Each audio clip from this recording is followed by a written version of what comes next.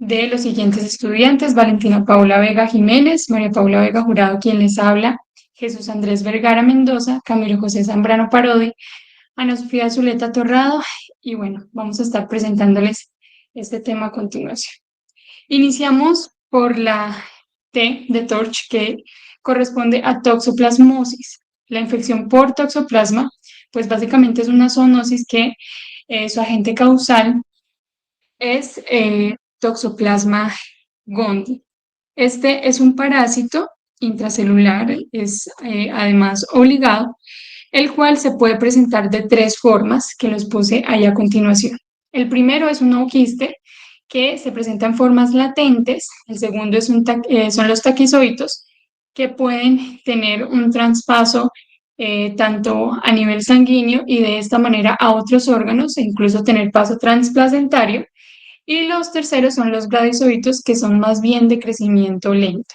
Entonces, como pueden ver ustedes, ahí puse una imagen de lo que es el ciclo de este parásito intracelular. Entonces, ¿cómo es que se da esta transmisión? Podemos ver ahí al inicio del ciclo que hay ciertos animales que se presentan. Básicamente la transmisión se da porque los carnívoros y omnívoros, que pues se incluyen a los humanos, se pueden infectar al ingerir tejidos crudos o que estén poco cocidos. Estos básicamente contienen quistes que ya mencionamos y que ocasionalmente se convertirán en los taquizoitos, de los cuales también hablamos, que ya pueden tener paso transplacentario. Pero esto es un ciclo porque podemos ver que estos quistes los pueden tener tanto las ratas, los pájaros como los gatos.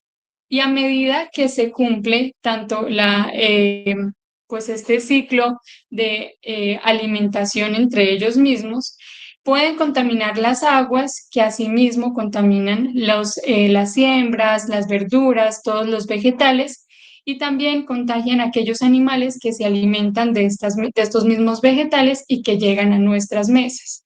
Por eso es que las guías recomiendan, o bueno, dentro de sus recomendaciones, es tener mucho cuidado con la alimentación y cómo se manipulan estos tipos de alimentos para poder evitar el contagio. Otra cosa importante que añadir con respecto a este ciclo es que en países como Francia, en donde la carne cruda pues tiene una alta prevalencia en su consumo, se ve que los casos de toxoplasmosis son muy altos. Y además también viene mucho a aclarar que los gatos, pues dependiendo si son domésticos o no y si se tiene control sobre ellos o no, sobre todo en su etapa más contagiosa, que es cuando están más pequeños, pues de esto también depende cómo se hace el seguimiento. Si hablamos un poco más profundo de cómo es el ciclo de vida, pues básicamente Toxoplasma gondii atraviesa un ciclo reproductivo que es asexual en todas las especies. Básicamente el quiste que está en el tejido o también los que están en las paredes que llegan de la digestión se pueden liberar convirtiéndose en bradizoitos o los esporozoitos.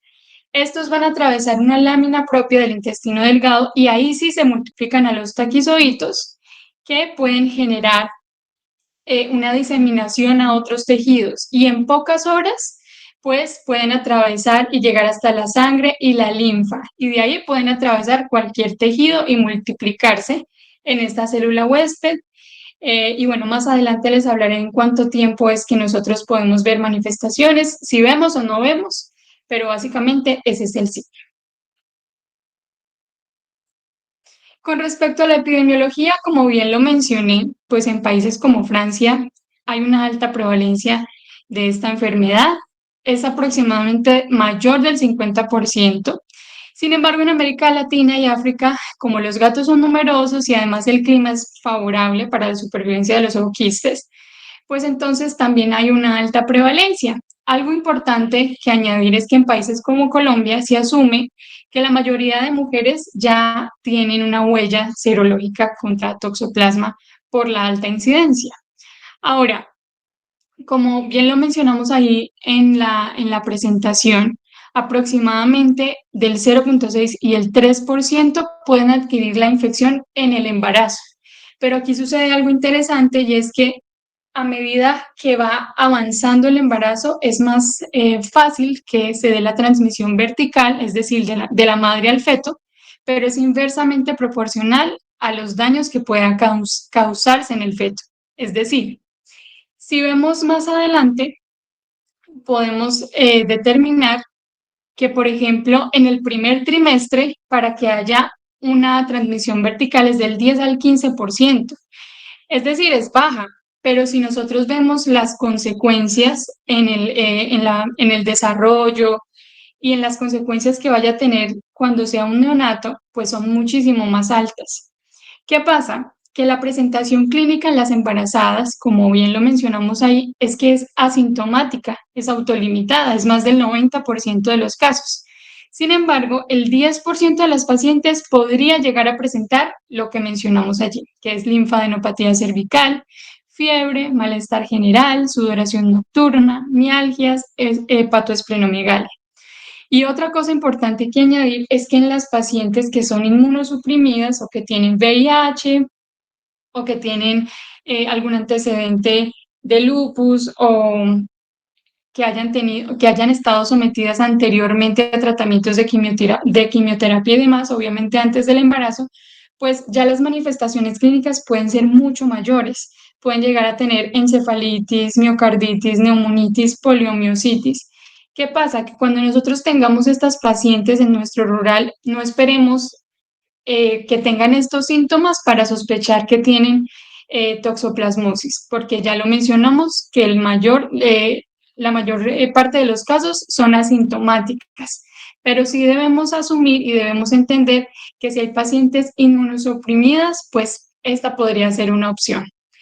El periodo de incubación es después de la exposición de 5 a 18 días, pero la transmisión materno-fetal puede darse del primero al cuarto mes desde la primoinfección. Ahora, la infección fetal, que ya más adelante hablaremos un poco más a profundidad, puede ocurrir entre el 20 y 50% si no hay un tratamiento. Y ya explicamos cómo es que se da el que más tardía sea la infección materna, pues mayor será el riesgo de transmisión.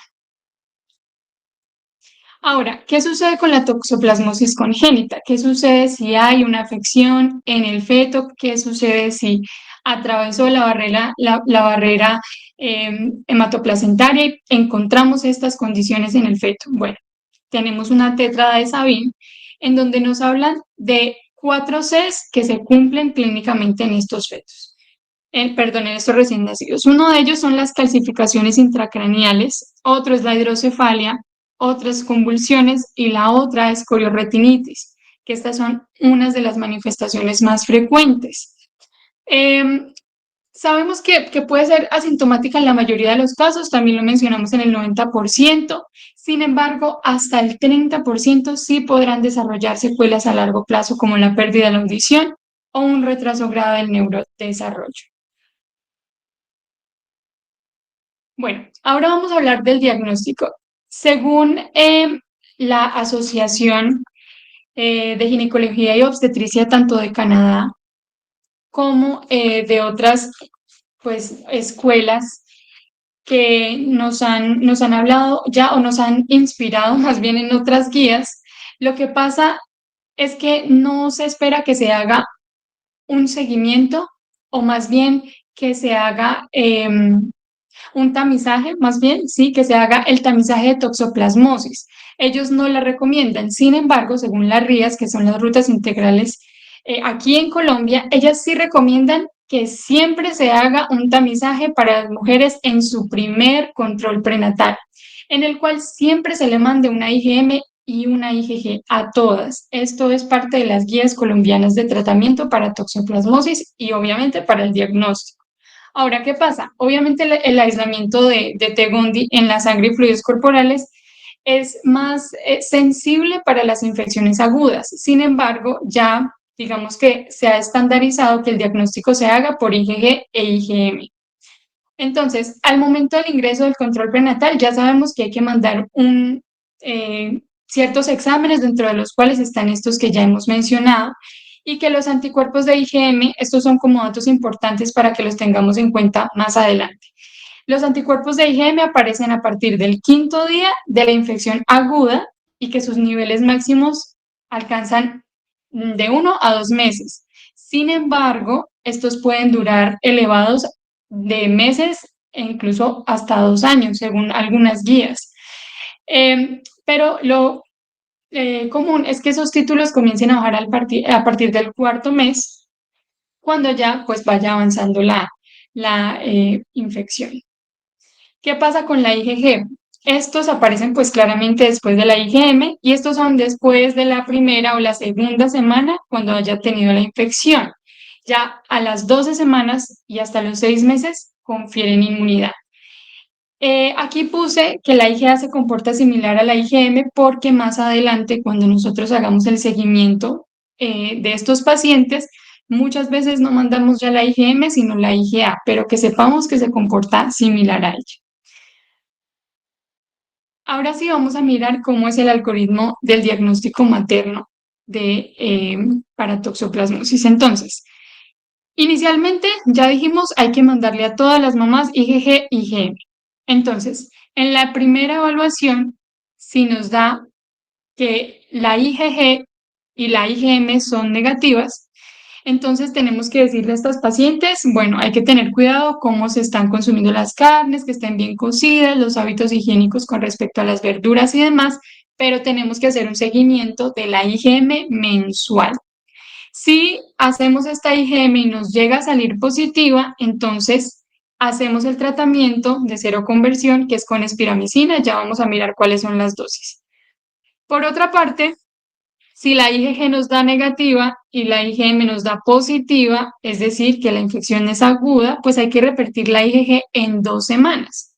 Si la IgG es positiva, pues tenemos que hacer el tratamiento con la espiramicina, pero si es negativa, pues seguimos repitiéndola y si en algún punto se convierte en positiva, hacemos ese tratamiento. Si no, pues ahí lo seguimos en seguimiento. Por su parte, si la IgG es positiva y la IgM es negativa, hay que hacer la prueba de avidez de IgG. La prueba de avidez, pues básicamente lo que nos está ayudando a saber es que hay una afinidad entre los anticuerpos y la infección. Podemos resumirlo de esa manera. Entonces, si el test de avidez nos da que es un test alto, aquí hay algo importante que mencionar y corrijo antes de decirlo. Y es que hacemos una diferencia entre las primeras 16 semanas y entre menor de 16 semanas y mayor de 16 semanas. Si es menor de 16 semanas, hacemos este test en donde básicamente si el test es bajo, significa que la primera infección es reciente. Y si es alto, nos habla que es una infección crónica. Sin embargo, si la gestacional es mayor a 16 semanas, las guías colombianas recomiendan que se haga una IgA para confirmar la antigüedad de la infección, porque a partir de estas semanas ya la prueba de avidez no es tan alta o tan precisa. Y bueno, no nos va a permitir descartar la infección al inicio de la gestación. Entonces, ya So, ustedes pueden ver. segundo, ¿Cierto? Doc, eso que acabas de decir es lo más importante en el diagnóstico o en el organigrama de toxoplasmosis.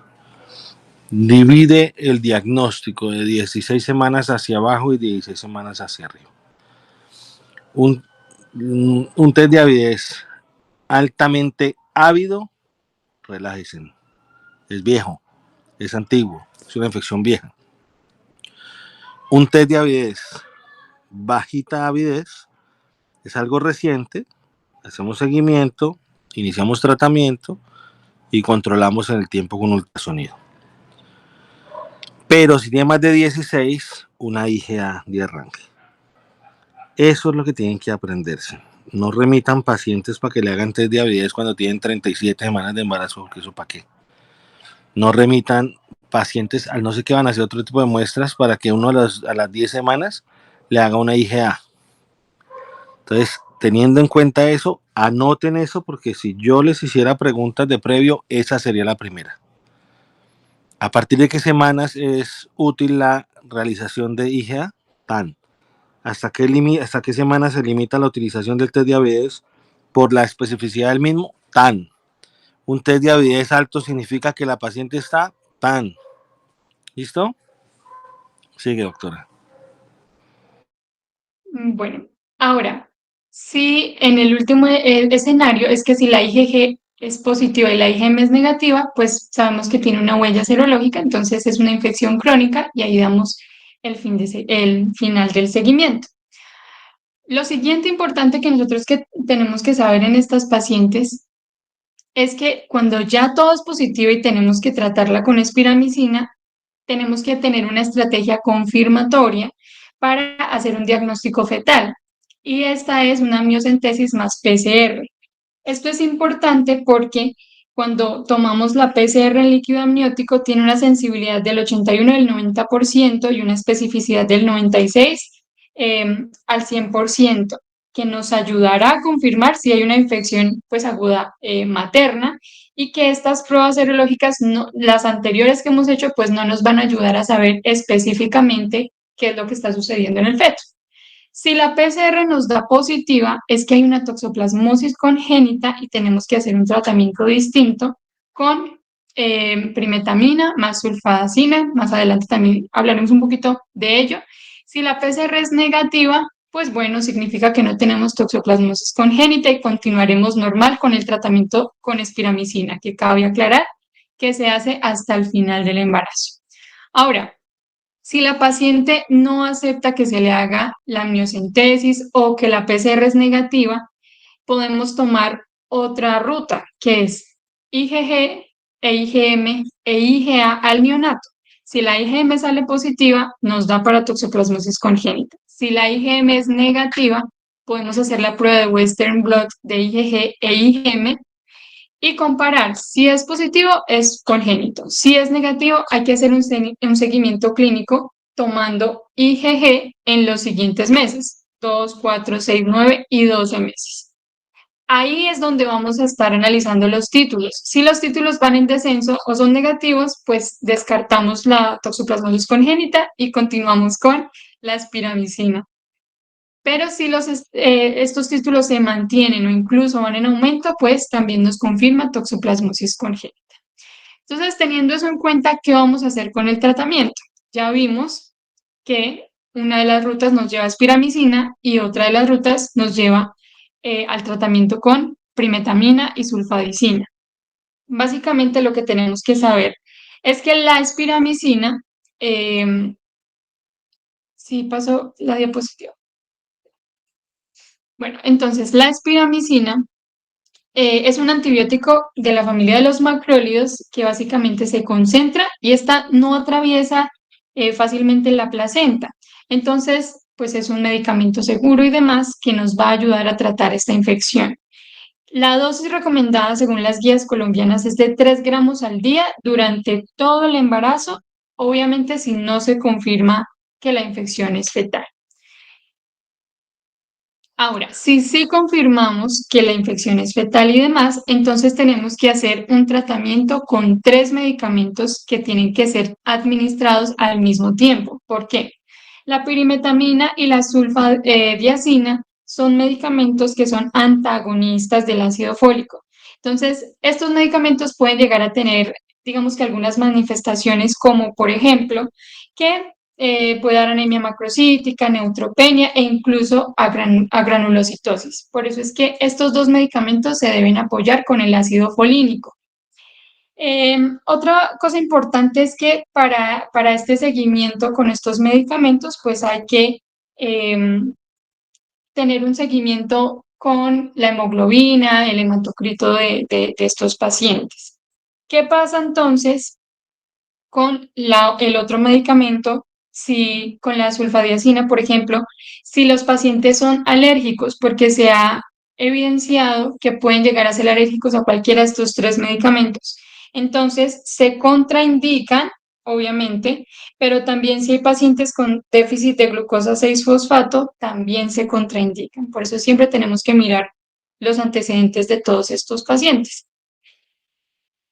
Ahora, ¿cuál es el seguimiento según las guías colombianas? Porque pues varios regímenes, tanto americanos como canadienses, han puesto seguimientos, pero aquí en Colombia se sabe que la pirimetamina se encuentra como falsidad, vienen estas tabletas y se dan 25 miligramos más la sulfadoxina, 500 miligramos. Las dosis son de 3 tabletas cada 4 días, más ácido folínico de 10 a 20 miligramos días. Aquí mencioné los casos especiales, ya dijimos que si llega a tener alergia o intolerancia a la aspiramicina, entonces podemos cambiarlo por la citromicina, 500 miligramos de 24 a 48 horas, o administramos sulfadiazina, 1 gramo cada 8 horas, más clindamicina de 300 miligramos cada 6 horas, o cotrimoxazol 160 u 800 miligramos cada 8 horas. También si llegan a haber alergia a las sulfamidas, pues podemos administrar la pirimetamina, que es el primer medicamento que les mencioné, más el ácido folínico. Recuerden que siempre tenemos que administrarlo cuando estemos poniendo antagonistas del ácido fólico, más clindamicina 300 miligramos cada 6 horas. Esos fueron los esquemas de tratamiento. Ahora, ¿qué dicen las guías con la prevención? Bueno, generalmente las pacientes se les recomienda que usen guantes, que se laven muy bien las manos cuando estén cocinando, cuando estén haciendo alguna actividad de jardinería, cuando vayan a recoger o manipular materiales que puedan estar contaminados por heces de gato, como son las arenas, el suelo, y bueno, ya hablamos de la jardinería.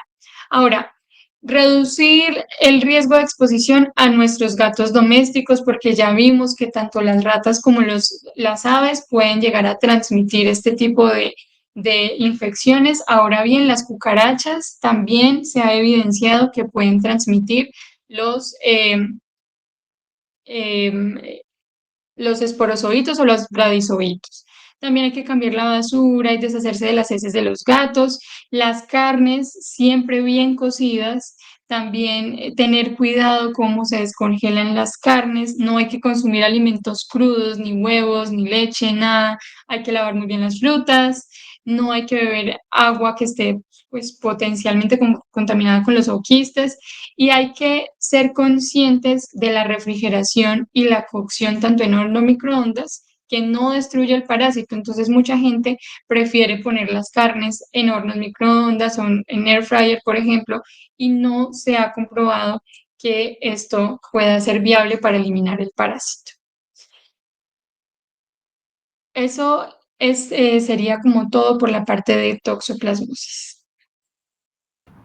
Bueno, continuando con la siguiente letra de la sigla, sería la O, donde se incluyen otros microorganismos implicados en el desarrollo de esta sintomatología, por así decirlo, o este síndrome, que sería la varicela zoster, parvovirus, el VIH también puede asimilarse, hepatitis B y todos estos virus que muestran la tabla. Me pareció importante mencionar la hepatitis B porque es uno de los virus más pequeños al ser humano. Es un tipo de virus de ADN bicatenario y tiene una importancia porque es hepatotropo, o sea, él tiene una elevada afinidad por los hepatocitos y va a ser altamente oncogénico y va a generar muchas veces hepatocarcinomas. Entonces vamos a ver que la hepatitis B es una enfermedad viral grave que puede ser tanto aguda como crónica cuando sobrepasa los 6 meses, con pruebas positivas, y va a ser responsable de un alto número de muertes secundarios a cirrosis o cáncer hepático.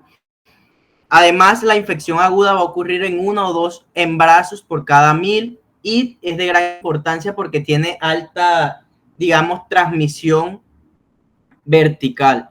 Entonces, en los modos de transmisión está el contacto sexual, perinatal, transplacental y además el contacto con fluidos como sangre, saliva o heces. Doctor, ¿usted sabe cuál es la posibilidad de que usted, mientras esté operando una paciente con hepatitis B, antígenos de superficie positivo, usted se chuse un dedito con una aguja no hueca, o sea, de las de sutura, ¿Cuál es la probabilidad de que le prendan hepatitis B a usted? Porque usted me dice que hay por contacto con sangre también se transmite. Entonces, ¿cuál es la Doctor, posibilidad de que una aguja no hueca me genere a mí la posibilidad de que yo tenga hepatitis B después de un chuzonazo? doctor, pues yo había leído que la hepatitis A la probabilidad es del 0,3 y la B es de 0,03. ¿Alguien tiene una idea de eso?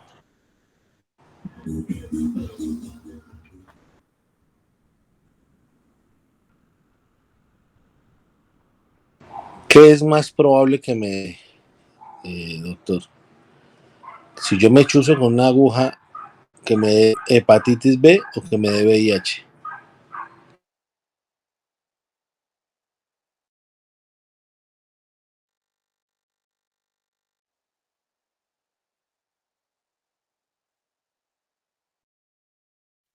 Hepatitis, doctor. Exacto, mi doctora. La hepatitis B tiene una probabilidad de hasta un 25% en paciente confirmado y que sea un accidente en el grupo de nosotros, ¿no? Hablándolo dentro de la parte de salud, porque es que ustedes también operan esos pacientes. Entonces, el problema no es tener la posibilidad de que yo me chuse o no me chuse, o que gracias a Dios, ojalá nunca nos chusemos. Pero es tener claro que también de esta manera en el ambiente de nosotros, cualquiera de ustedes, mis doctoras, princesitas, se pueden contaminar con hasta un 25% en la probabilidad. O sea, eso es altísimo. Una patología VIH screen me da una probabilidad del 0,3% con VIH con aguja hueca. Entonces, chuzarse en cirugía son cosas que tienen que llevarle a usted un reporte, porque más adelante en su vida obstétrica mi doctora le puede hacer una afectación y en el desarrollo personal, de su ambiente, de su entorno familiar y lógicamente el desarrollo de su hijo. Cuando hablaban de toxoplasmosis, ustedes decían claramente que es inversamente proporcional la edad gestacional con relación al daño. Entonces, a más temprano el embarazo, menos probabilidad que pase, pero más probabilidad de que el bebé fallezca. La tetra de Sabin, lo más importante ultrasonográficamente hablando son las calcificaciones periventriculares. Y esas calcificaciones periventriculares es una disminución en el lumen de todos los acueductos. Por consiguiente, usted va a ver también la posibilidad de hidrocefalias y por consiguiente va a tener también pacientes con síndromes convulsivos y demás. Entonces, lo que el doctor Camilo está explicando es importantísimo y en el medio de nosotros es importante saber cuál es la posibilidad de que nos prenda alguno de estos. La hepatitis B es el más probable que nos contaminemos con eso, entonces tengan cuidado con esos accidentes, ¿listo?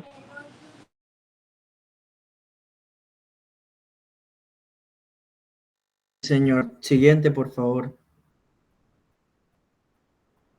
Bueno, entonces la hepatitis B, vamos a ver que va a tener una clínica específica. Normalmente los pacientes tienden a desarrollar fiebres bajas, náuseas, anorexia y muy rara vez ictericia, ya cuando hay un daño hepático, de pronto también en este momento encontramos transaminasas elevadas, hepatomegalia, y van a haber potenciales efectos tanto maternos como neonatales.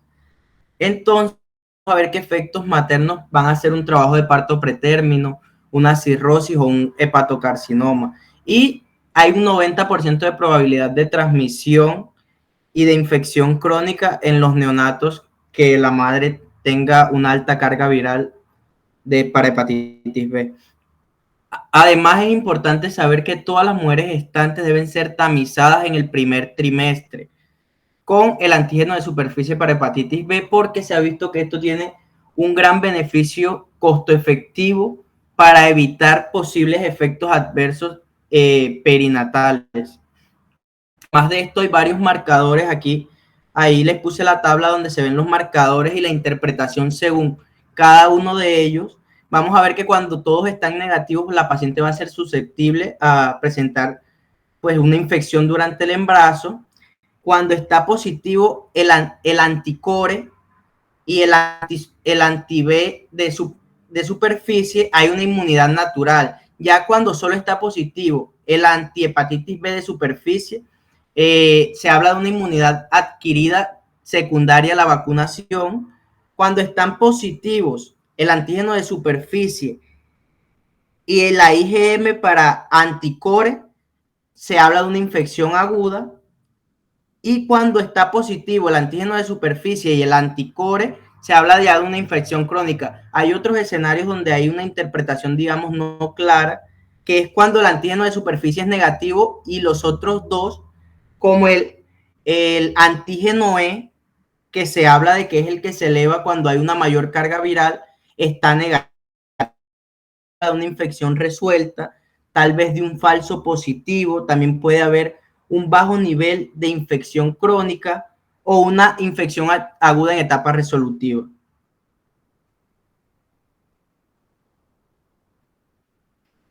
Y hablando del tratamiento, si en el tamizaje nos da que hay una infección aguda, activa, se debe hacer una profilaxis por medio de la vacunación y de la inmunoglobulina antihepatitis B, además de el tratamiento profiláctico en el neonato. Además de medidas generales preventivas para la madre, como son el uso de preservativo, los guantes, si va a tener contacto con secreciones, evitar promiscuidad y evitar el uso de drogas endovenosas. Es importante mencionar que después del parto, digamos que se puede reactivar o aumentar, digamos, la carga viral por la depresión del sistema inmune en ese momento. Bueno, ahora damos continuidad con este grupo de enfermedades infecciosas y con ello damos paso en el acrónimo de TORCH a la R de rubiola. Inicialmente me gustaría dar como una introducción de lo que es la enfermedad materna por rubiola. Y esta va a ser una enfermedad sistémica, exantemática y febril, aguda e inmunoprevenible que se va a producir por un proceso infeccioso por el virus de rubiola tras un periodo de incubación de aproximadamente de 12 a 23 días. En ausencia de embarazo, la rubiola es generalmente una infección leve, autolimitada y relativamente benigna. Sin embargo, en las pacientes gestantes se va a asociar como tal a un alto riesgo del desarrollo del síndrome de rubiola congénita, que más adelante pues daremos mayor explicación del mismo, en especial en estas pacientes que no tengan protección inmunológica específica. De tal forma vamos a considerar al virus de la rubiola como un virus teratógeno.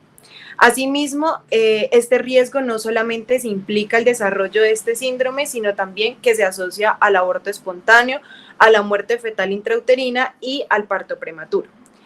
Inicialmente me gustaría como dar a conocer cuál es esta clasificación vírica, y este va a ser un virus de tipo ARN monocatenario, es decir, que presenta una hebra de polaridad positiva que va a pertenecer al grupo de la familia Togaviridae y al género Rubivirus. Es el único exponente como tal de este género de virus con un solo serotipo, pero que puede presentar diferentes genotipos. La característica microbiológica es que es un virus esférico que mide aproximadamente 50-85 nanómetros de diámetro y muestra un pleomorfismo.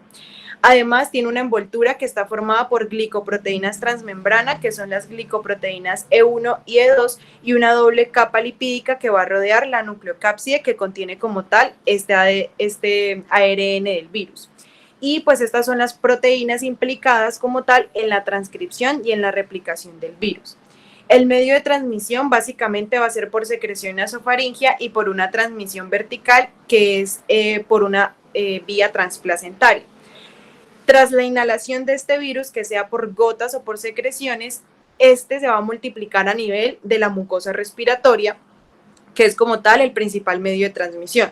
Luego se replica en el tejido linfoide de la nasofaringe y se va a propagar por los ganglios cervicales, donde posteriormente va a alcanzar a la circulación general. Esto me va a llevar a la infección de múltiples sistemas orgánicos, incluido como tal la placenta, sobre todo en casos de infección que se producen al principio del embarazo. ¿Cómo es la clínica de estas pacientes maternas? Aproximadamente el 25 al 50% de los pacientes son asintomáticos por lo que van a desarrollar una infección subclínica. Ya como una entidad clínica se va a caracterizar por el desarrollo de síntomas prodrómicos que son leves y que consisten en cefalea baja, conjuntivitis no exudativa, algunos signos de rinitis o coriza, dolor de garganta, tos y ocasionalmente cefalea o malestar general. Se va a asociar a una erupción maculopapular eritematosa que puede ser levemente pruriginosa y que puede evolucionar también hacia unas pápulas puntiformes, como se puede observar un poco en la imagen. Comienza en la cara y se extiende caudalmente como tal al tronco y las extremidades, generalizándose en un tiempo de más o menos 24 horas. Esta erupción ocurre entre 2 a 8 días después del inicio como tal de la viremia y se resuelve pues a medida que se va desarrollando la respuesta inmunohumoral. Ocasionalmente esta erupción puede tener unas características de escarlatina o ser purpúrica. Debe tenerse en cuenta que pues en estas adultas los contagios durante la viremia y hasta 7 días después que aparece la erupción son mayores. Puede presentarse también una linfadenopatía, como se mencionó un poco como en este proceso patogénico, que va a ser generalizada y dolorosa, pero va a afectar principalmente a los ganglios suboccipitales, los retroauriculares y los cervicales. Aparecen 7 días antes de la erupción maculopapular que les mencioné y pueden persistir entre 10 a 14 días después. La complicación más frecuente de la rubiola posparto va a ser la artralgia y la artritis, que se presenta en el 60 al 70% de las adolescentes y mujeres adultas aproximadamente una semana después de la erupción. Suele durar entre 3 a 4 días, pero puede persistir incluso hasta un mes. Por lo general, las muñecas, los dedos, las rodillas y los tobillos son los más afectados y generalmente suelen tener como una afectación simétrica. Pueden presentar también como una asociación a una rigidez matutina. Otras complicaciones, pero que ya son muy raras, incluyen el síndrome del túnel carpiano, la tenosinovitis, la trombocitopenia, la púrpura, la anemia hemolítica, el síndrome de uremia hemolítica, la miocarditis, la pericarditis, la hepatitis, la retinopatía y la encefalopatía posinfecciosa. Sin embargo, como les mencioné, son muy pocos casos los que pueden desarrollar como tal este grupo de enfermedades. Pero ahora bien, tenemos que definir la rubiola o la infección por rubiola según los casos. Vamos a presentar 4 casos: el caso sospechoso, el caso confirmado por laboratorio, el caso que va a estar confirmado por el nexo epidemiológico y ya cuál es el caso que vamos a descartar. El caso sospechoso va a ser a toda paciente que tenga clínica de fiebre y la erupción maculopapular, que son característica como tal de esta infección por rubiola, y que además tenga uno de los siguientes síntomas: la tos, la coriza, la conjuntivitis, la inflamación de los ganglios linfáticos retroauriculares, cervicales u occipitales y o las artralgias. Es decir, va a ser una paciente que tenga una clínica de sospecha de infección por rubiola. El caso confirmado por laboratorio ya va a ser la paciente que tenga resultados positivos de laboratorio, pero que además se asocie como tal a la presentación clínica o que tenga un nexo epidemiológico que me pueda respaldar estos resultados positivos de laboratorio. ¿Cuáles pueden ser estos resultados para el diagnóstico? Una prueba serológica positiva para los anticuerpos tipo inmunoglobulina M, es decir, la IgM, un aumento significativo en la concentración de la inmunoglobulina G, IgG, en una muestra de suero entre la fase aguda y otra de la fase convaleciente, es decir, que haya un aumento entre esta inmunoglobulina actual a la que ya se presente como una huella serológica, si la paciente así lo tiene. Un aislamiento también del virus en líneas celulares, la detección del ARN viral mediante la PCR y la secuencia genética del genoma viral.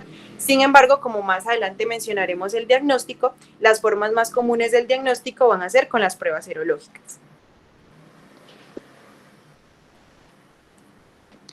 Ahora bien, ¿cuál es el caso confirmado por el nexo epidemiológico? Va a ser ese caso sospechoso de rubiola que tenga un nexo epidemiológico con un caso que ya esté confirmado por laboratorio que presente rubiola. Y el caso descartado va a ser el caso que sospechamos de rubiola, pero que no tenga ningún resultado positivo de los anticuerpos y que además estos resultados negativos se asocien a una paciente que no tenga, o sea, que se haga un análisis clínico y epidemiológico que me lo respalde. Siguiente, por favor. Ahora, como les mencioné desde el principio, esta infección materna por rubiola se asocia frecuentemente al síndrome de rubiola congénita. Esta es una enfermedad congénita grave y progresiva que se desarrolla por una persistencia de la infección viral y las deficiencias de la respuesta inmune. La gravedad de este cuadro y el pronóstico del mismo está estrechamente relacionado con el tiempo de infección según las semanas de gestación de la paciente. De tal manera, si la infección se produce en las primeras 8 semanas de embarazo, el riesgo de desarrollar este síndrome de rubiola congénita es del 95% de los casos, mientras que si se desarrolla entre la 9ª y la 12ª semana, se reduce ya a un 52%. Entre las semanas 3 y 20 al 16%, y con 20 o más semanas de gestación, su incidencia es casi indeterminada. Entonces, como se había mencionado en otros casos, entre más temprano del embarazo se desarrolle esta infección, mayor riesgo hay de que se desarrolle este síndrome de rubiola congénita. El proceso teratogénico de la rubiola probablemente va a comenzar cuando la infección placentaria ocurre durante la viremia materna, lo que me va a llevar a una disfunción del virus en todo el feto. La afección, por ende, va a ser el resultado de una necrosis en el epitelio de las vellosidades coriónicas, de la alteración celular por apoptosis y de la inhibición viral de la mitosis, y de un daño citopático de las células endoteliales de los vasos sanguíneos, que me lleva a una isquemia en los órganos que están en desarrollo. La característica clínica de este síndrome de rubiola congénita es la tríada de Gregg, que pues es cuando se le atribuye pues este nombre a la persona que describió por primera vez este síndrome, y que está constituido por la catarata, la hipoacusia neurosensorial y la cardiopatía congénita. El diagnóstico en estos casos, o en el diagnóstico prenatal de la infección fetal, se va a basar en la demostración de las IgM frente a la rubiola en la sangre fetal, o en la demostración del genoma viral en el líquido amniótico por una amniocentesis, teniendo en cuenta que ambos procedimientos tienen como una especificidad cercana al 100% y una sensibilidad superior al 90%. Sin embargo, en general se sugiere realizar un examen ecográfico específico para evaluar todas las anomalías estructurales fetales, así como también se recomienda solicitar una derivación a medicina materno-fetal, ya que vamos a evidenciar cuáles son otros de los síntomas asociados en estos pacientes y las graves consecuencias fetales. Si los hallazgos ecográficos sugieren una infección congénita o un retraso del crecimiento, se recomienda entonces, como les mencioné anteriormente, la amniocentesis para detectar el virus de la rubiola mediante la PCR. Además de esta tríada de Gregg que ya les mencioné, el síndrome de rubiola congénita se asocia a microcefalia, microftalmia y hepatoesplenomegalia. Otras anomalías también incluyen como tal la discapacidad intelectual, la púrpura neonatal y la enfermedad ósea radiolúcida. Entonces, como vemos en la imagen inicial, pues vemos al paciente con catarata y pues también la erupción maculopapular que pueden presentar los pacientes. Entonces, vamos a definir también estos casos. Siguiente, por favor. Que son el caso sospechoso, que es un paciente menor de 1 año en quien se sospeche este síndrome de rubiola congénita por 2 situaciones. La primera es que presente cualquiera de los síntomas antes mencionados, que son los defectos cardiopulmonares congénitos, las cataratas congénitas, la retinopatía, la sordera, la hipoacusia, la microcefalia, la hepatomegalia, la esplenomegalia, la púrpura o la ictericia persistente asociada a una hiperbilirrubinemia directa. O el segundo caso es aquel menor de 1 año que tenga la historia de infección por rubiola, sea confirmado sospechosa durante el embarazo.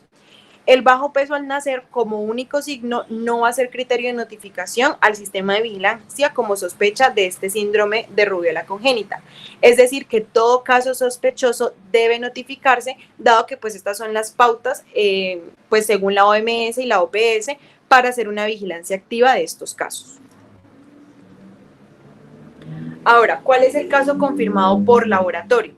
Va a ser todo caso que sospechemos de este síndrome de rubiola congénita por lo anterior y que además tenga alguna prueba de laboratorio positivo, que sea la demostración del anticuerpo IgM específico para rubiola, que haya un aumento significativo en los títulos de anticuerpos de IgG para rubiola en 2 muestras de suero pareadas, que son la de la fase aguda y convaleciente, tomadas con 1 mes de diferencia, o que se haga la detección del virus de rubiola en nasofaringe, en orina o en suero por PCR o cultivo positivo para virus de rubiola. El caso confirmado por el nexo epidemiológico es igual al mencionado anteriormente, que es más o menos como un caso sospechoso de rubiola que tiene un nexo epidemiológico que esté confirmado por laboratorio, y el caso descartado es aquel caso sospechoso con una muestra adecuada de suero cuyo resultado sea negativo para los anticuerpos IgM específicos para rubiola. Ahora, ¿por qué les menciono la epidemiología al final de todo esto? Porque todos los estudios a nivel global y a nivel nacional están encaminados según los resultados de los casos sospechosos y de los casos confirmados por la notificación que les mencioné que se recomendó desde la Organización Mundial de la Salud y de la OPS. Entonces, ¿cuál es el panorama global? Este es la última publicación disponible y actualizada de la Organización Mundial de la Salud sobre los datos estadísticos por infección por rubiola. De modo que se realizó un cartograma que muestra la distribución de los casos reportados a nivel mundial en 2024, es decir, que es el más actualizado. Este análisis continúa con una similitud a lo que se estableció en el 2015. En ese año, la OMS determinó que en América se había eliminado la transmisión endémica de la rubiola y del síndrome de rubiola congénita. Sin embargo, la vigilancia del evento y el mantenimiento de la eliminación debe ser activa, prospectiva y representativa tanto a nivel internacional como nacional. En la vigilancia también se recomienda incluir un diagnóstico diferencial de la rubiola materna que abarca todas las infecciones responsables de estas erupciones maculopapulares, como ya pues lo estamos viendo en este grupo de TORCH, que incluyen el parvovirus B19, el sarampión, el estreptococo A, el citomegalovirus, el virus de Epstein-Barr y el virus de la inmunodeficiencia humana. Cabe destacar además que antes de la introducción de la vacuna contra la rubiola, pues esta enfermedad era endémica en todo el mundo, las epidemias ocurrían en intervalos de 6 a 9 años y las pandemias importantes ocurrían cada 10 a 30 años. Entonces, como vemos, en verde son aquellos países que tienen reporte de casos de rubiola y en gris vemos aquellos países que no tienen reporte de casos de rubiola. Como vemos, en América desde el 2015 ha sido eliminada y no se conoce como tal pues casos para el 2024 de rubiola o del síndrome de rubiola congénita. Este también corresponde dentro de la misma publicación de este mismo año, y para mencionar los factores de riesgo de rubiola pues van a incluir a personas que estén parcialmente vacunadas o que no estén vacunadas, que viajen a zonas endémicas y la exposición a pacientes con rubiola e inmunodeficiencia. En 2011, la Organización Mundial de la Salud actualizó como tal esta orientación a la estrategia de implementar o introducir la vacuna de la rubiola en todos los calendarios nacionales de inmunización y recomendó una campaña de vacunación dirigida principalmente a los niños de 9 meses a 14 años, dado que pues esta va a ser una enfermedad generalmente pues de la infancia. Esto teniendo en cuenta que obviamente la mayor relevancia en la salud pública de esta enfermedad va a obedecer a su relación con el síndrome de rubiola congénita. Entonces, cartograma quise pues como traerlo, dado que los países que presenten como estas líneas paralelas son aquellos países que tienen un esquema de vacunación según lo que se recomendó por la OMS, y como vemos son los países que tienen el azul más claro. Son países que tienen una tasa por millón de menos 1% de presentar casos de rubiola, es decir que este tamizaje o esta profilaxis que se hace en estos pacientes con la vacuna ha visto estos resultados positivos en la eliminación de este virus. Ahora, ¿qué pasa en Colombia? Por primera vez, en el 2014, la Comisión Internacional de Expertos declaró a Colombia libre de la circulación de los virus autóctonos de sarampión y de rubiola. Esto marcó un hito en la eliminación de las enfermedades prevenibles por vacunación. El 21 de enero del 2022, la OMS, la OPS y la Comisión Regional para el Seguimiento y la Reverificación pues, de estas enfermedades infecciosas otorgaron nuevamente a Colombia la certificación de un país libre de sarampión. Y ahora, en noviembre del 2023, se realizó la tercera reunión anual de la Comisión Regional para el Monitoreo y la Verificación de la Eliminación pues, de la rubiola y el síndrome de rubiola congénita, que fue realizada en Brasilia. y concluyó que Colombia permanece con este estatus como país libre de sarampión y rubiola por 4º año consecutivo. Y es por esto que les traje pues a colación esta tabla, que es del boletín de inmunización de la OPS publicado en marzo del 2024. Y como vemos, en Colombia, inicialmente el total de casos sospechosos notificados tanto para sarampión y rubiola fueron de 1.694. Sin embargo, en los cuadros azules y en los cuadros amarillos vemos que como casos confirmados de rubiola en el 2023 son de 0 y los casos confirmados del síndrome de rubiola congénita igualmente son de 0. Algunos estudios incluso han demostrado que la tasa de infección por rubiola suele ser más alta que como tal la tasa de los casos de síndrome de rubiola congénita, porque como les mencioné desde un inicio, no todas las infecciones conducen a un daño fetal. Este se produce si se desarrolla la infección en las primeras semanas de gestación. Ahora bien, podemos continuar con la siguiente, que es en el diagnóstico.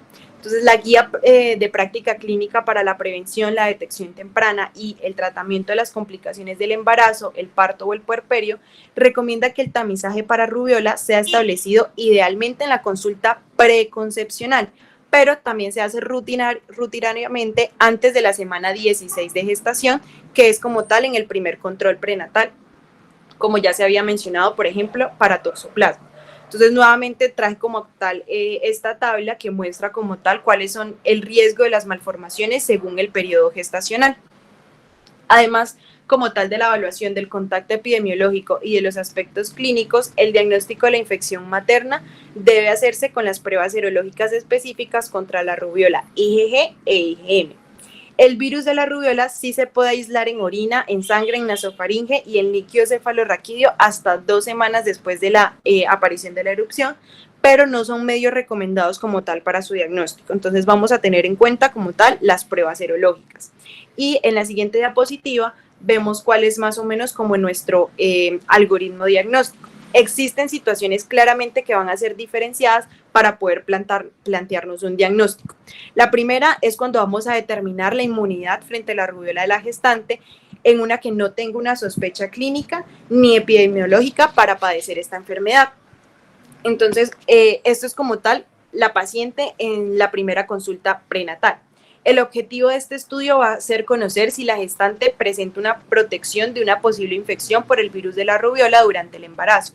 Se recomienda entonces la determinación cualitativa de anticuerpos totales o de IgG específica en la primera consulta del control prenatal. Se desaconseja expresamente la evaluación cuantitativa de los resultados porque esto no me va a proporcionar ninguna información útil. La presencia de IgG en ausencia de IgM me va a indicar que la paciente está protegida, sea por una vacunación o por una infección antigua, y por lo tanto no debemos realizar más determinaciones. Pero si la paciente es seronegativa, es decir, que tiene una IgG negativa, debemos adoptar algunas precauciones necesarias para evitar como tal la exposición al virus, y se recomienda que sea vacunada en el posparto inmediato. La segunda situación que presentemos es una paciente que tenga una sospecha clínica de infección pues aguda durante el embarazo. En este caso debemos plantearnos la existencia de una clínica compatible con la embarazada o que sea por una exposición con un paciente con una infección aguda por rubiola. En estos casos, la demostración de la seroconversión es lo que nos va a permitir de forma más segura el diagnóstico, es decir, una paciente que tenga en la primera muestra una IgG negativa, pero la segunda muestra sea IgG positiva y que el resultado sea obtenido de 15 a 21 días después. Por lo tanto, una paciente que ya me tenga una IgG y una IgM, debemos hacer como tal el estudio de la avidez de la IgG para saber si esta infección es de aparición reciente o si hay una ausencia de la infección primaria. Como ya se había mencionado, si tenemos una baja avidez se va a asociar una infección primaria aguda, y si tenemos una IgG de alta avidez es que no hay una infección reciente. Y esto es lo que vemos en el esquema que les puse al lado, o pues esta gráfica, que es más o menos como tal la distribución o cómo se va el tiempo de evolución de la avidez, que con mayor pase el tiempo, pues van a ser más altos los títulos y por ende nos va a indicar que la infección tuvo un tiempo mayor. Entonces, en general, decimos que el diagnóstico se va a realizar mediante una prueba serológica positiva para los anticuerpos de IgM, que haya una seroconversión de la IgG, es decir, que primero sea negativa y que posteriormente sea positiva con la prueba de avidez, o que tenga un aumento de 4 veces entre los títulos de la IgG de la etapa aguda y de la convalecencia, que me indicaría una reinfección. Si quieres, continuamos en el siguiente link, porque este ya tiene menos de 1 minuto. Sí, cambiemos de una vez.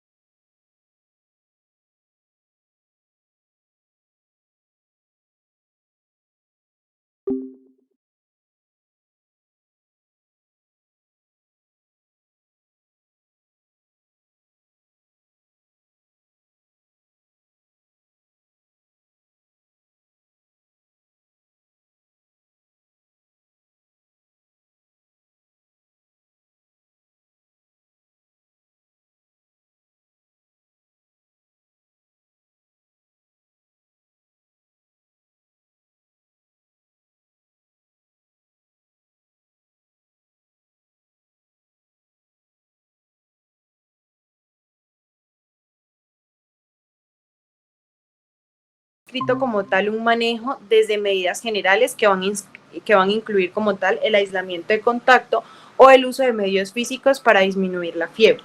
Por ello, lo que se hace es que se fortalezca como tal estos sistemas de inmunización infantil universal y la vacunación para disminuir la circulación del virus de todos los pacientes que sean susceptibles, lo cual va a generar que sea como tal la piedra angular para la prevención de la rubiola y de lo que es más importante, el síndrome de rubiola congénita. Incluso se debe ofrecer la vacuna, la triple viral, a las mujeres en edad fértil que no estén embarazadas y que carezcan como tal de una evidencia de inmunidad. Las pacientes que sean seronegativas, es decir, que tengan una IgG negativa, deben ser vacunadas después del parto y deben evitar quedar embarazadas en los siguientes 3 meses. Esto porque es una vacuna viva atenuada cuyo principal riesgo es su poder teratogénico. Entonces, no en el embarazo, pese a que la paciente tenga la infección, se demuestra la infección, no son pacientes que están aptas para ser vacunadas, dado que puede generar mayor daño fetal. Lo que sí se sugiere es que son pacientes que deben ser tratadas multidisciplinariamente por todo la sintomatología que anteriormente les mencioné, y son pacientes que deben recibir incluso información desde medicina materno-fetal, porque son embarazos que generalmente desde infecciones muy tempranas no son viables. Además, se sugiere que las mujeres embarazadas seronegativas eviten en lo posible la convivencia estrecha con niños no vacunados o que sufran como tal de una enfermedad exantemática aguda. Y ya como por mencionar a nivel general, el tratamiento de los niños con este síndrome de rubiola congénita debe ser sintomático y específico para cada órgano afectado y debe estar dirigido a mejorar como tal el pronóstico y la calidad de vida del paciente. Los niños con este síndrome de rubiola congénita suelen presentar una amplia gama de problemas, como se los mencioné, y por lo tanto ellos sí se van a beneficiar ampliamente de un enfoque multidisciplinario.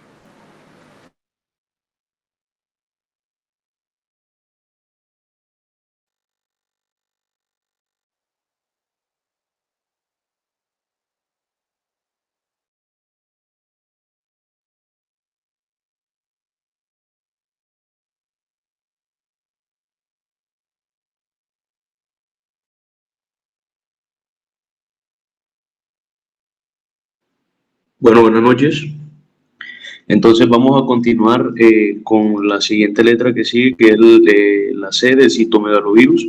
Entonces, para iniciar, como sabemos, este es un virus de ADN que es ubicuo de la familia del herpes viridae, y este es específico del ser humano. Es el principal agente causal de la infección congénita y es la primera causa de hipoacusia neurosensorial no genética y de retardo mental adquirido en la infancia. Este es incluso más frecuente que el síndrome de Down y la espina bífida. La siguiente, por favor. Entonces, en cuanto a la epidemiología, pues la incidencia de la transmisión congénita por este virus está muy determinada por la seroprevalencia del mismo en mujeres en edad fértil. Hay estudios prospectivos de mujeres embarazadas que indican que la tasa de adquisición de este virus es de un 2% anual y en el nivel socioeconómico medio alto de un 6% en los niveles socioeconómicos más bajos.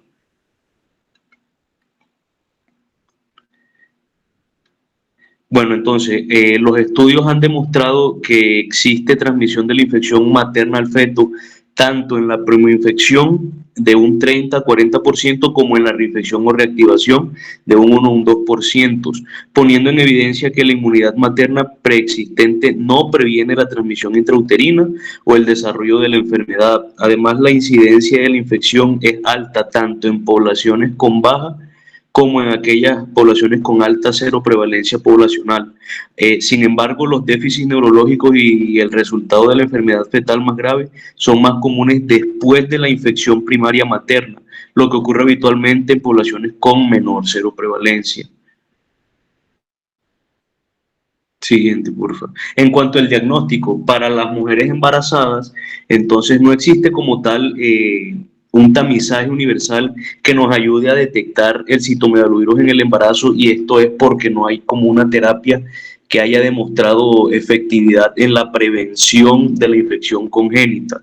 Sí, entonces, pues distinguir entre la infección primaria y la reinfección o reactivación es difícil, porque la IgM es detectable en menos del 30% de las mujeres con una infección primaria y puede persistir incluso hasta 12 meses después de la primoinfección. Y en cuanto a la detección con la IgG, como sabemos, esta nos traduce una exposición previa, pero también se puede aumentar con una reinfección o con una nueva cepa del virus o la reactivación latente durante el embarazo. Por lo tanto, lo mejor que podemos tener para esto es la detección de avidez de IgG, que esta pues es una medida de madurez de anticuerpos que nos mejora la capacidad de identificar la infección primaria. Entonces, ¿cómo vamos nosotros a distinguir esto? En caso de que en caso de que tengamos entonces la detección de la IgM y también de la IgG combinada con una baja avidez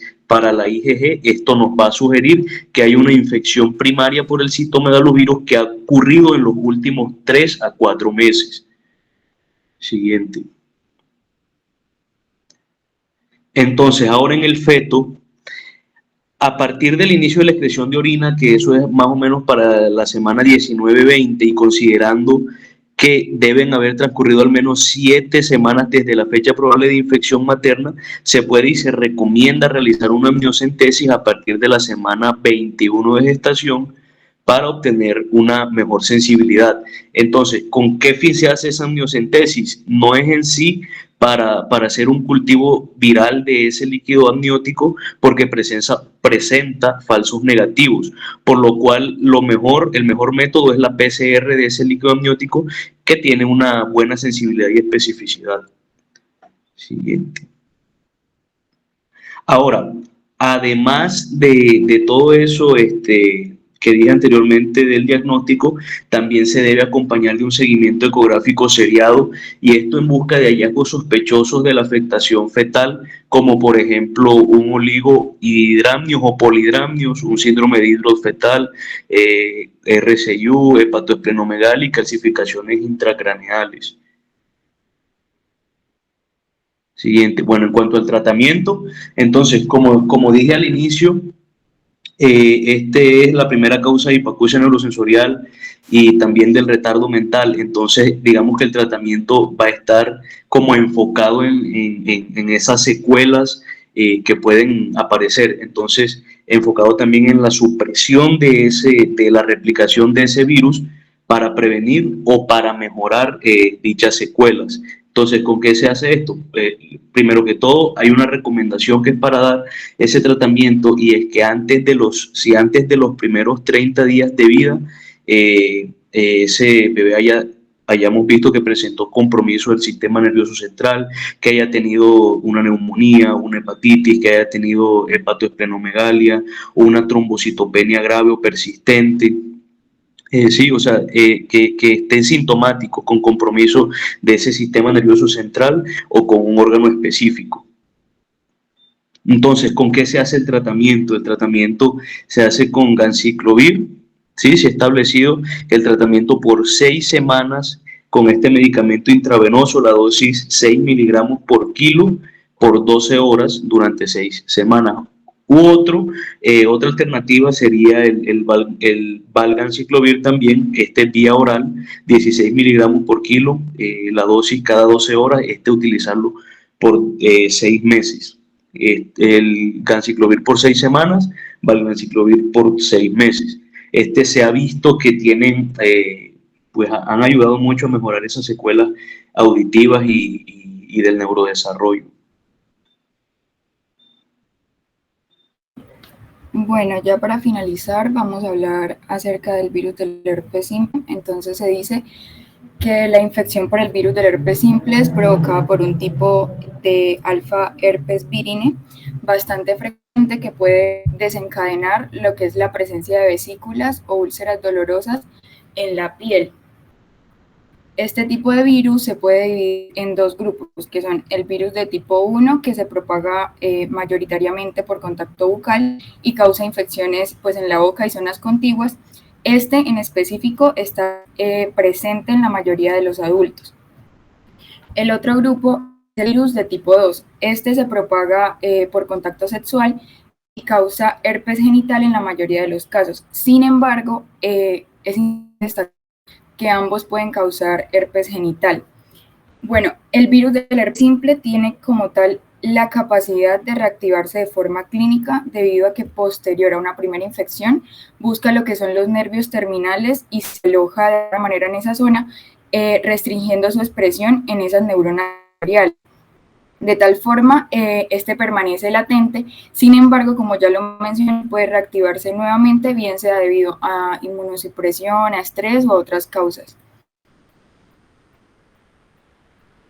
Bueno, en cuanto a la epidemiología, se dice que la mayoría de los casos de herpes genital recurrente son causados por el virus del herpes simple tipo 2 y se habla de que aproximadamente entre el 2005 y el 2010 la seroprevalencia de este tipo de virus en los Estados Unidos fue aproximadamente del 16% en pacientes entre las edades de los 14 a los 49 años. Entonces acá se habla de que se realizó un estudio en el cual se evaluaron 7.293 pacientes en este grupo de edad, donde se vio que la seroprevalencia aumentó con la edad y con el número de parejas sexuales, y que fue mayor entre las mujeres en comparación a los hombres, viéndose un 21% para mujeres y un 12% para los hombres. Por otra parte, la seroprevalencia del virus del herpes simple tipo 2 fue 3 veces mayor entre los pacientes negros no hispanos, con un 39%, que entre los pacientes blancos no hispanos, con un 12%. Sin embargo, el virus del herpes simple tipo 1 se ha asociado con una proporción cada vez mayor de casos de infección de herpes genital, especialmente en hombres homosexuales y en mujeres jóvenes. Esto ha sido evidenciado con distintos estudios realizados, entre los que se encuentra, por ejemplo, un análisis retrospectivo que evaluó 3.438 mujeres que fueron seronegativas para este tipo de virus entre los 18 y los 30 años. Estos pacientes se inscribieron en el grupo de control de un estudio sobre la vacuna contra el herpes y fueron seguidas de forma prospectiva entre los años 2003 y 2007, donde se vio que 183 pacientes se infectaron con este virus, viéndose que 127 fueron para el virus del herpes simple tipo 1 y tan solo 56 para el tipo 2. Por tanto, con esto se observó que pues, la tasa de infección por el virus del herpes simple tipo 1 fue más del doble que la del tipo 2. Bueno, en cuanto a la clasificación, acá pues se trajo una tabla para como que se entienda un poquito más la clasificación de la misma. Entonces se clasifican 3 grupos, que son el primario, el primer episodio no primario y el recurrente. En el caso del primario se habla de que es una paciente que tiene una primera aparición de una lesión genital del virus del herpes simple y todavía no hay anticuerpos preexistentes ni contra el virus tipo 1 ni contra el tipo 2.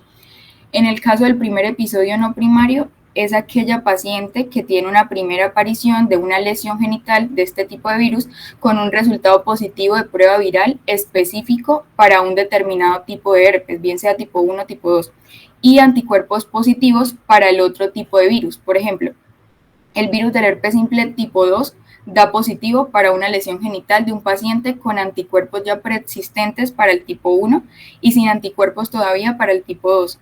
Este suele ser el escenario más común, particularmente en pacientes con antecedentes de herpes orolabial.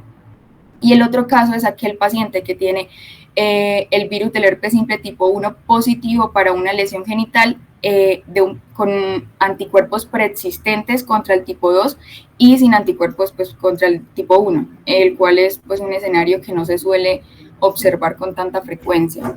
En el caso del recurrente se habla de que el tipo de virus de herpes simple es positivo para una lesión genital, ya viene siendo el mismo que ya tiene anticuerpos preexistentes en suero. En este caso se habla de que lo que ocurre es una reactivación clínica que suele ser leve y en estos casos el virus del herpes simple tipo 2 es el que principalmente provoca este fenómeno. Entonces se habla de que por lo general se requieren como tal ensayos serológicos y virológicos específicos, como podemos ver, del tipo de virus para tener una clasificación más precisa, excepto en el caso de aquellos pacientes que han tenido virus del herpes simple recurrente bien documentado previamente, confirmado bien sea por cultivo o por PCR. Estos anticuerpos específicos generalmente se desarrollan dentro de lo que son las primeras 12 semanas después de la infección y persisten de forma indefinida. En cuanto a las manifestaciones clínicas, se habla de que el periodo de incubación promedio para desarrollar el herpes genital después de una exposición es aproximadamente 4 días, un rango entre 2 a 12, viéndose que las manifestaciones del virus varían ampliamente dependiendo si la infección es primaria, no primaria o recurrente. Entonces, en el caso de la infección primaria, las manifestaciones clínicas de esta infección suelen ser muy variables. La presentación inicial puede ser grave con úlceras genitales dolorosas, puede presentar disuria, fiebre, linfadenopatía local dolorosa y dolor de cabeza, mientras que en otros pacientes la infección puede ser leve, subclínica o incluso completamente asintomática. Como tal, no hay diferencias claras en la presentación clínica según el tipo de virus infectante, es decir, tipo 1 o tipo 2. Por otra parte, las lesiones cutáneas características de esta infección comienzan como vesículas agrupadas de 2 a 4 milímetros con eritema subyacente asociado que tienden a progresar a vesicopústulas, erosiones y ulceraciones. Las vesículas y pústulas pueden presentar una depresión central denominada como de apariencia umbilicada y las erosiones y ulceraciones a menudo tienen bordes festoneados. En una revisión que se realizó, los pacientes con infecciones primarias generalmente presentaban múltiples úlceras y pústulas bilaterales que se resolvían después de una media aproximada de 19 días. Los síntomas tienden a ser más graves en mujeres que en hombres y se ha dicho que el dolor local y la picazón son como una de las manifestaciones más frecuentemente observadas, así como la linfadenopatía dolorosa. Bueno, en cuanto a la infección no primaria, se dice que el primer episodio de infección no primaria se asocia con menos lesiones y con menos síntomas sistémicos que como tal la infección primaria. Se piensa que es porque pues, los anticuerpos contra un tipo de herpes ofrecen cierta protección contra el otro. Por otra parte, las recurrencias clínicas son bastante comunes, pero suelen ser menos graves que las infecciones primarias o no primarias, y la duración media de las lesiones es generalmente más corta en las recurrencias que en la infección primaria, así como la duración de la eliminación del virus suele ser de 2 a 5 días aproximadamente. En cuanto a las manifestaciones extragenitales, se dice que suelen ocurrir durante el episodio primario de la infección, pero pueden reaparecer en episodios posteriores. Entonces se ha observado que estas complicaciones extragenitales, en el caso de las neurológicas, incluyeron meningitis aséptica en un 8% y retención urinaria debido a una disfunción de lo que es el sistema nervioso autónomo sacro en un 2%. En cuanto a la meningitis, se dice que el perfil del líquido cefalorraquídeo incluye pleocitosis con predominio de linfocitos y una concentración normal de glucosa en el mismo. En cuanto a la retención urinaria aguda con pérdida de sensibilidad sacra, es una complicación que por lo general suele ser transitoria, pero requiere cateterismo hasta que se produzca una mejoría clínica. La proctitis se presenta particularmente en hombres que mantienen relaciones sexuales con el mismo sexo, y el diagnóstico diferencial de este tipo de proctitis en esta población incluye lo que es las infecciones por Neisseria y por Treponema pallidum. Bueno, en cuanto al diagnóstico, se dice que el diagnóstico clínico de la infección se realiza generalmente mediante el hallazgo de esas lesiones vesiculares ulceradas, pero siempre se debe confirmar con pruebas de laboratorio. Entonces se dice que las pruebas virológicas para la infección incluyen lo que es la PCR, el cultivo viral y la prueba de anticuerpos fluorescentes directos.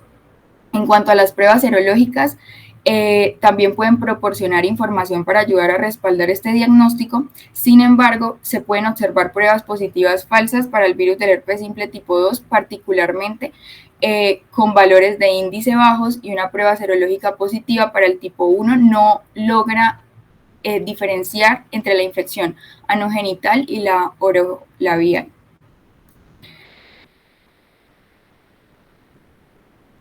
Bueno, el abordaje diagnóstico durante el embarazo depende como tal de la presentación clínica. Entonces se habla de que en el caso de pacientes sin antecedentes de virus del herpes simple que presentan una úlcera genital, durante el embarazo se realiza pues como tal una prueba viral directa en la lesión y una prueba serológica específica del tipo.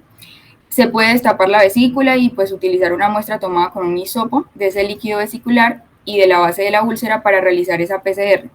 En el caso de las pacientes con úlceras genitales y una alta sospecha clínica de infección por el herpes simple, pero con resultados negativos en las pruebas de detección del virus y anticuerpos, se repiten las pruebas serológicas aproximadamente de 3 o 4 semanas después. Si esta repetición de las pruebas demuestra que esa seroconversión de cualquiera de los anticuerpos específicos del tipo se observan, se puede realizar el diagnóstico de esa infección primaria. Si no hay seroconversión, es poco probable que esas úlceras genitales representen una infección por el virus del herpes simple. En los pacientes que tienen antecedentes de infección genital por el virus del herpes simple confirmada por laboratorio no necesitan como tal más pruebas en el caso de una reinfección. Sin embargo, si una paciente con antecedentes de úlceras genitales sin diagnóstico previo por laboratorio presenta una úlcera genital activa durante el embarazo, se realiza una prueba viral en la lesión para confirmar ese diagnóstico de virus del herpes simple recurrente. La PCR especialmente pues es como ventajosa en el contexto de un episodio recurrente, ya que tiene mayor sensibilidad en la infección que el cultivo viral. Sin embargo, si la historia clínica es sugestiva de infección por el virus del herpes simple, una prueba viral negativa no descarta el diagnóstico. Si se desea un diagnóstico definitivo en esta situación, se puede realizar como tal una serología para confirmar la infección. Bueno, durante el embarazo se habla de que la principal complicación de la infección por este virus es la transmisión al recién nacido, causando herpes neonatal. Entonces se dice que existen diferentes formas de transmisión vertical, donde la forma perinatal corresponde a la más común, viéndose que es un 85% de los casos, y ocurre al pasar el bebé por el canal del parto pues infectado. Estas lesiones en el tracto genital de la madre permiten la transmisión directa del virus al bebé, y la diseminación viral puede ocurrir cuando los síntomas y las lesiones maternas están ausentes.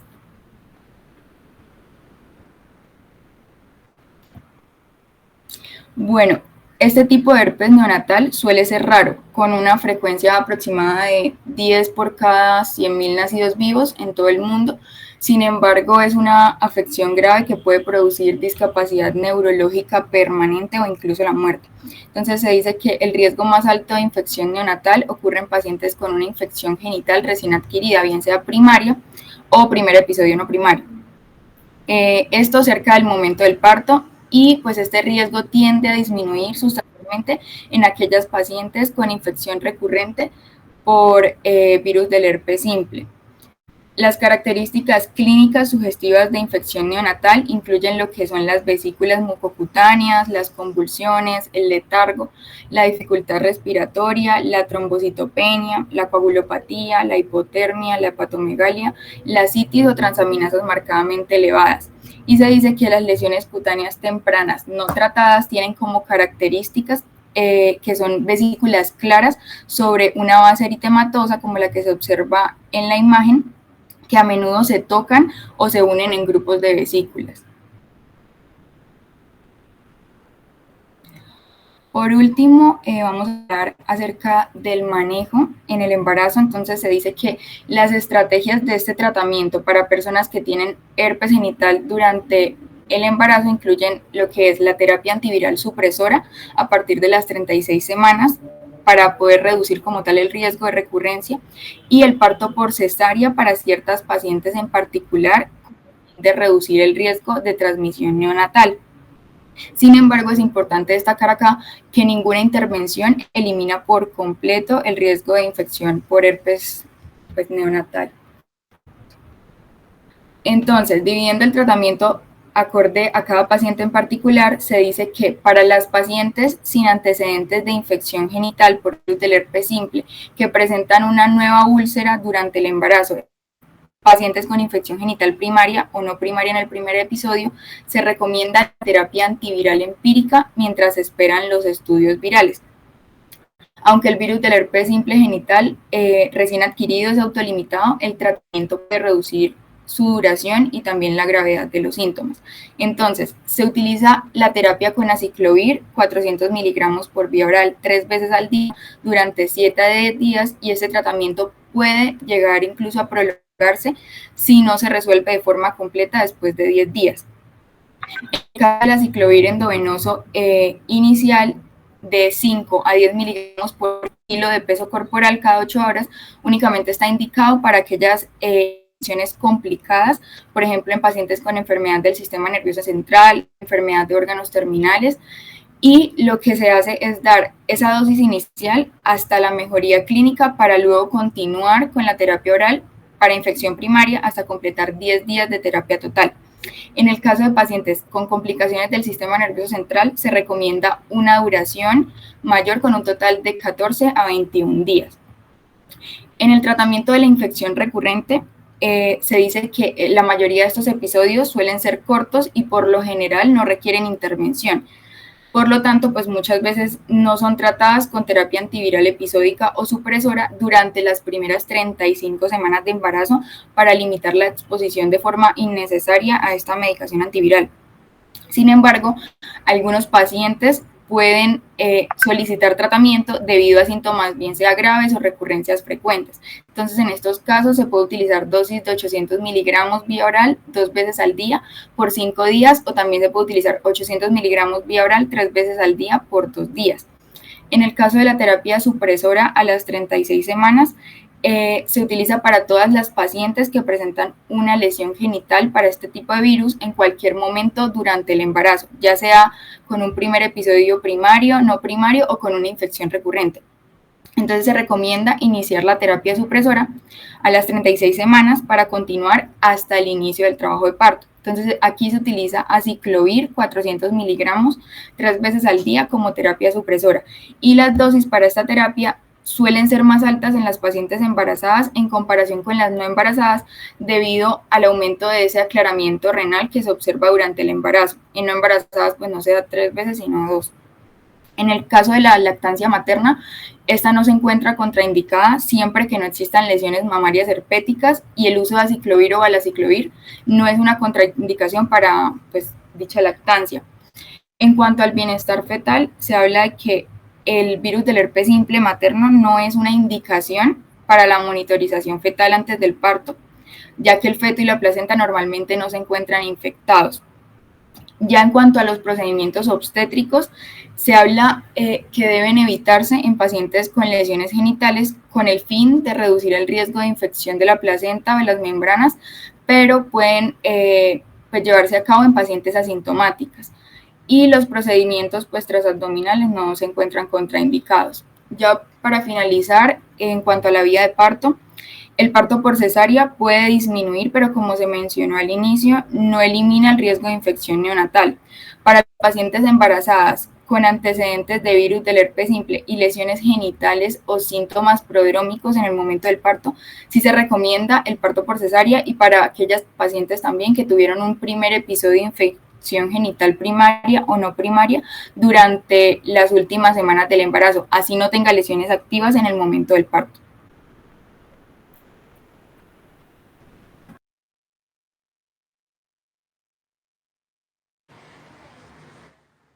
Bueno, muy bien. Hicieron fue un compendio de Torch.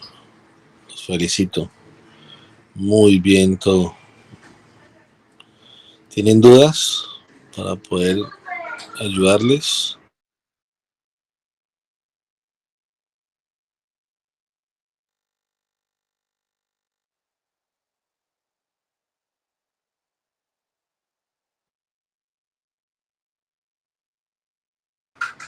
¿Alguien tiene alguna duda para poder aclararla de una vez? No, doctor, todo bien. Bueno, si tienen dudas me las escriben con mucho gusto, más tarde o mañana les ayudo. Pasen a descansar, muchas gracias por el tiempo, los felicito, muy bien todo lo de Torch. Ustedes ya se dan cuenta que ese es un tema grandísimo, larguísimo. Ahí faltan muchas cosas que se supone que deberían decirse, pero lo grande, lo importante, lo básico, el diagnóstico, la impresión diagnóstica y el manejo lo dijeron ampliamente. Los felicito y muchas gracias por el tiempo de ustedes. Que tengan buena noche. Gracias, doctor. Gracias, doctor. Buenas noches.